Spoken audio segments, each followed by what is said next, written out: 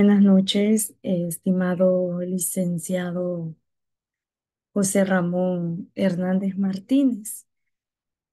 Para mí es un honor dirigirme a través de mi presentación acerca del reformismo en Uruguay, Brasil y Argentina en el espacio pedagógico de Historia de América. Soy la estudiante Suani Cecilia Hernández Carranza de la sede de Choluteca.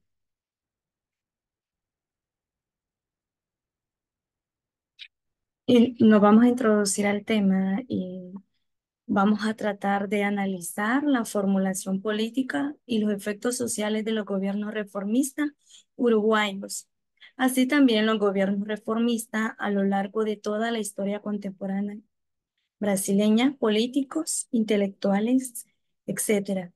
Así también es importante reflexionar acerca del proceso que surgió a partir de la reforma, donde se incorporó a los estudiantes al gobierno universitario y se creó la Federación Universitaria Argentina. Reformismo en Uruguay. Vamos a conocer algunos gobiernos reformistas en Uruguay en 1947 a 1958. Como primer punto tenemos el Uruguay en la primera década de la Guerra Fría. El Uruguay emergió de la posguerra.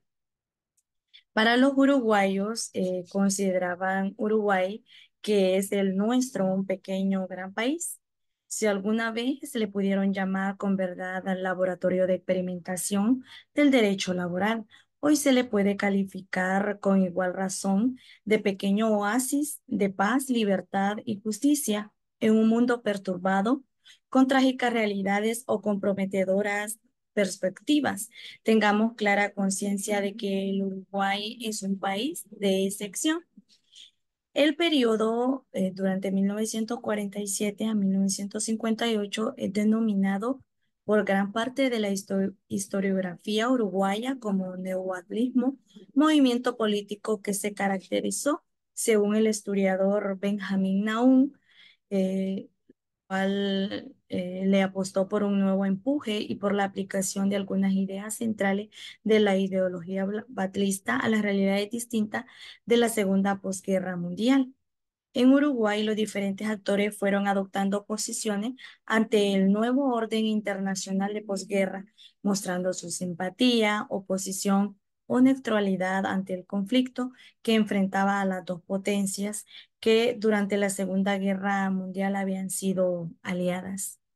El discurso político del gobierno uruguayo, el 14 de agosto de 1947, Batlle Berres, refiere a la violenta revolución social y política que convulsiona a todos los pueblos.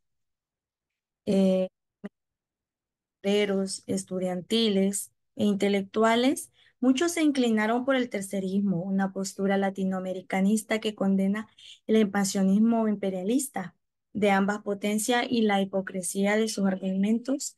Dentro de la izquierda culta uruguaya se procesó una polémica a partir de artículos entre 1946 y 1947 por destacadas figuras profesionales que plantearon visiones opuestas acerca del régimen soviético. El concepto de justicia social en el Uruguay comienza a plasmarse a partir de los primeros años del siglo XX durante el reformismo, liderado pues manifestando su visión del mundo de posguerra como un mundo conmocionado por el enfrentamiento. Esto no puede suponer intervencionismo, ya que se debe reclamar solidaridad de todos los pueblos para asegurar la paz y la democracia, porque está en el interés de todos imponer estos ideales y hacerlos respetar desde que su imperio significa progreso, felicidad y justicia social. Y justicia social. Así también, en múltiples discursos, Berres argumenta a favor de la justicia social y argumentaba acerca de que la injusticia que no se corrige provoca tarde o temprano reacciones incontenibles que pasan sobre los pueblos como cometas sociales. No perdamos la oportunidad de asegurar la paz interna, la paz social, para dar a todos los habitantes de la República lo que con razón y justicia reclama la inteligencia y los sentimientos humanitarios, de lo cual aconsejan nuevos rumbos que traza la justicia. Así también la justicia social provoca el goce de vivir y apaga el ánimo de violencia y quita el valor a la palabra de los rebeldes. La justicia la necesitan quienes sufren. Alertaba a los parlamentarios americanos en 1948, Bartlett Perry afirmaba: la economía dirigida de gobierno tiene como función principal la custodia y tutela de los grandes intereses económicos de la República y después la tutela en custodia de los intereses de los pequeños. En cambio, el pequeño necesita la tutela del Estado porque el Estado le va a garantizar la forma de su trabajo. Y apresurarse a ser justo es luchar por el orden y asegurar el orden. Continuar por ese camino saliéndose al encuentro a los justos reclamos que haga el pueblo para darle solución a través de la ley, sin esperar reacciones violentas de quienes se sientan desatendidos u olvidados. Políticas que se desarrollaron los gobiernos reformistas. Desarrollaron un modelo nacionalista, industrialista, proagrícola, iniciado en las primeras décadas del siglo XX y retomado a partir de 1943, pasada la crisis de los años 30, la ruptura democrática y el gobierno autoritario y los efectos de los primeros años de la Segunda Guerra Mundial, donde buscaron fomentar la explotación agrícola y diversificarla, protegiendo cultivos industriales, fijando buenos precios, promovieron el poblamiento del campo y el surgimiento de una clase media rural mediante la Ley de Colonización en 1948 y la creación del Instituto Nacional de Colonización en 1948, que apropiaría grandes extensiones de tierra para dividirlas y repartirla entre pequeños y medianos poseedores. En el discurso de Luis Batlle clara la intención de atribuirse la legislación social con el objetivo de conquistar el voto obrero. Sin embargo, la ampliación de la legislación social se había retomado luego de las primeras décadas del siglo XX, a partir de 1942, con gobiernos cuyos dirigentes no eran batlistas, para negociar con la mediación del Estado la igualdad y los salarios con respecto al trabajo. Los gobiernos reformistas. Entre 1944 a 1955, el crecimiento acelerado de la industria manufacturera se despega de la evolución del Producto Bruto Interno, así como aumentaron los precios de las exportaciones, en particular la lana, y se reforzaron los instrumentos proteccionistas como restricciones y prohibiciones, junto a la sobrevaluación del peso que abarató los medios de producción importados. La suba de salarios cuestionó la rentabilidad. El gobierno respondió instrumentando y profundizando una política de subsidios directos e indirectos al salarios. Actuaron durante una fase de crecimiento económico del país que cesó en 1957, año en que se inicia una profunda crisis que pone de manifiesto las debilidades del modelo y su fracaso, lo que llevó al triunfo de las fuerzas opositoras en las elecciones de 1958. Reformismo en Brasil. Su origen, la dictadura militar en Brasil o Revolución Militar de 1964, Quinta República Brasileña, es el periodo histórico iniciado en Brasil con el golpe de Estado del 31 de marzo de 1964, de lo cual derrocó al gobierno democrático del presidente Goulart e instauró una dictadura militar encabezada por Humberto de Alencar Castelo y finalizado con la victoria electoral del movimiento democrático brasileño, asumiendo José Sarney como primer presidente civil el 15 de marzo de 1985. Durante, durante el, Durante el periodo de gobierno militar se cometieron masivas violaciones a los derechos humanos. El régimen militar aplastó la libertad de prensa y reprimió severamente la oposición política.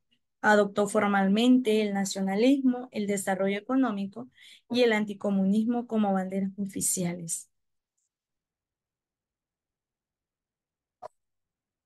Y dentro de los políticos en el reformismo en Brasil, el periodo que se extendió de 1945 hasta 1964 puede ser considerado como la era del populismo en Brasil. De otro lado estaban sectores burgueses que consideraban el capital extranjero como recurso fundamental para la promoción del desarrollo. Sin embargo, estas teorías acerca del desarrollo económico brasileño dictaban las principales tendencias de los gobiernos del periodo y tenían influencia en la definición de la política externa, en las relaciones del país con las potencias mundiales, del capitalismo y con los países vecinos. Así también el gobierno de Gaspar Dutra en 1946 a 1951 fue marcado por el alineamiento con los Estados Unidos en el campo de la política externa, de lo cual el país se dividió entre los que pensaban que el petróleo debería ser explotado exclusivamente por una empresa estatal brasileña y los que defendían de la prospección, distribución deberían ser actividades para empresas privadas, extranjeras o brasileñas. La campaña por la autonomía brasileña en el campo del petróleo entre 1947 y 1953, con el desarrollo económico y a la vez con la falta de desarrollo, investigaciones sobre movimientos sociales en las ciudades y en el campo, acerca de la estructura agraria, infraestructura urbano-industrial, demografía, integración regional, forma de explotación de los recursos nacionales y el nacional desarrollismo fue concebido como práctica capaz de llevar a Brasil a superar el atraso y la dependencia. La política externa entre 1945 y 1964, la política externa brasileña salió paulatinamente de una posición de alineación automática con los Estados Unidos por una posición de mayor autonomía con los asuntos que estuviesen relacionados a ese proceso. Mientras tanto, en las décadas de 1920 y 1940, el mundo intelectual brasileño estaba concentrado en los estudios sobre la formación, orígenes y composición de la sociedad nacional. Entre los años de 1950 y 1970, los intelectuales brasileños se preocuparon por el tema del desarrollo en el país.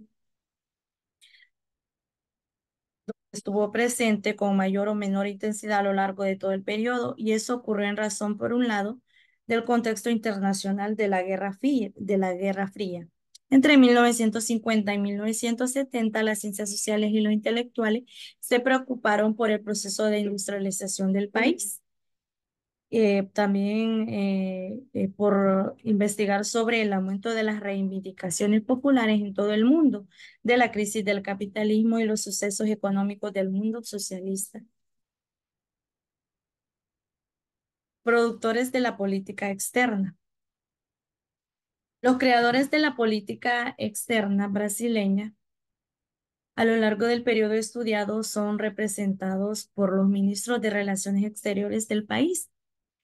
Eran hombres políticamente articulados, intelectuales destacados en sus actividades profesionales que iban desde las líneas jurídicas al periodismo, economistas, profesores, entre otros, oscilaban entre la alineación automática en los designios de Washington y el rechazo a la dependencia, y los primeros conservadores, influenciados por los presupuestos ideológicos de la Escuela Superior de Guerra en 1948 por los presupuestos ideológicos de la escuela superior. Consideraban a Brasil como el mayor país de América del Sur y creía que por su posición el país debería ser un aliado preferencial o privilegiado de los Estados Unidos. Reformismo en Argentina. Su origen, el movimiento reformista de 1918, una aproximación desde la historia interna de las instituciones universitarias. Este es un movimiento estudiantil latinoamericano desde sus orígenes en los albores del siglo XX. Ha sido un actor colectivo relevante con enorme visibilidad pública y que ha estado involucrado activamente en los procesos más significativos de transformación social que agitaron nuestras sociedades, luchando recurrentemente por la democratización de las mismas. La gesta estudiantil denominada Reforma Universitaria nació en Córdoba en marzo de 1918, cuando un grupo de jóvenes se organizaron y se levantó contra las estructuras conservadoras que consideraban alejadas de su época y del espíritu propio de la universidad. Fue entonces que iniciaron una huelga para hacer escuchar sus reclamos de un ingreso amplio a las casas de altos estudios y un sistema autónomo y democrático. El contexto. En junio de 1918 se publicó el emblemático Manifiesto Liminar que resumió los principales postulados reformistas y expresó una profunda crítica a una universidad conservadora y a un régimen académico que había llevado a mediocrizar la enseñanza, a cerrarse y combatir la ciencia. Ante la presión estudiantil, intervino nuevamente la universidad, lo que provocó la renuncia de muchos profesores ligados a los grupos conservadores y el recto electo pocos días antes. La gesta estudiantil en Córdoba constituyó uno de los movimientos de transformación universitaria más relevantes en la historia de las instituciones educativas superiores de América Latina. Dentro de lo que está, democratizó el gobierno de las universidades y abrió la posibilidad a los sectores medios de acceder a un título universitario. Bases de la reforma en Córdoba. Lucharon por el gobierno estudiantil, docentes, graduados, no docentes, autonomía universitaria, publicidad de actos universitarios y docencia libre. Es decir, que era una reforma completa acerca de la educación a la juventud en Argentina. También lucharon por la libertad de cátedra, educación laica y para todos, investigación y ciencia, extensión y compromiso con la sociedad. Características particulares. Es el año del centenario de la Reforma Universitaria de Córdoba, hito fundante del propio movimiento estudiantil argentino y latinoamericano. Fuera del escenario argentino, ello fue aún más notorio como lo evidencian las experiencias y a la vez el año de grandes acontecimientos que se sucedieron en distintas partes del planeta y en los cuales el estudiantado jugó un papel protagónico, acontecimientos que pueden ser considerados momentos de una segunda y nueva fallida revolución mundial. La reforma no solo fue un momento de condensación y potenciación de experiencias y planteos previos, fue también un catalizador que amplió y proyectó la crítica y la acción transformadora. No cabe en duda que estos dos momentos, los años en torno a la reforma y la década del 70, han sido aquellos en que el movimiento estudiantil latinoamericano cobró mayor protagonismo, pero no fueron los únicos en que su activismo y movilización desafiaron las instituciones académicas y políticas de nuestras sociedades. La reforma universitaria de 1918. Hacia 1918 había en la Argentina tres universidades nacionales, las de Córdoba, la de Buenos Aires y la de Plata, y dos provinciales, la de Tucumán y el Litoral. La más antigua era la Córdoba, creada por los jesuitas en el siglo XVII y convertida en Universidad Nacional en 1856. Desde principios del siglo XX habían comenzado a formarse organizaciones estudiantiles que reclamaban participar en las decisiones del gobierno de las diferentes universidades. Los 100 años de la reforma universitaria pueden ser pensados como tradición, como rebelión, como desafío. La reforma universitaria habló durante mucho tiempo. Y, y un siglo después, toda historia es siempre historia contemporánea. Decía Benedetto Croce, indagamos lo que sucedió en 1918, los grupos clericales oían hablar de los jóvenes revoltosos que manifestaban por las calles de Córdoba y se persinaban. 100 años después he conocido a reformistas que cuando les mencionan la jornada del 18 se ponen bien melancólicos. decirlo sin temores, la rebelión estudiantil instaló la política en las casas de estudios, la política como virtud pública, como afán de justicia, como acción creadora y lúcida. En el movimiento reformista militaron socialistas, radicales, liberales y anarquistas. En resumen, acerca del reformismo en Uruguay, Brasil y Argentina, haciendo una comparación del periodo y de la lucha constante que tenían estos tres países. En Uruguay el periodo inició en 1947 a 1958. Es dominado por gran parte de la historiografía uruguaya como neobatlismo, movimiento político que se caracterizó. Mientras que en Brasil el periodo que se extendió fue de 1945 hasta 1964 y fue considerado como la era del populismo en Brasil. Así, en Argentina sucedió la gesta estudiantil denominada Reforma Universitaria, que nació en Córdoba en marzo de 1918. Si podemos visualizar en distintas fechas, se dieron distintos periodos en cada país. En Uruguay buscaban donde encontrar y promovieron el poblamiento del campo, el surgimiento de una clase media rural mediante la ley de colonización. Y en Brasil, la lucha por la ocupación económica del territorio, el sentido de colonización, la esclavitud, éxodos, migración, entre otros. Y en Argentina, la lucha del movimiento estudiantil por poner universidad al servicio de la población.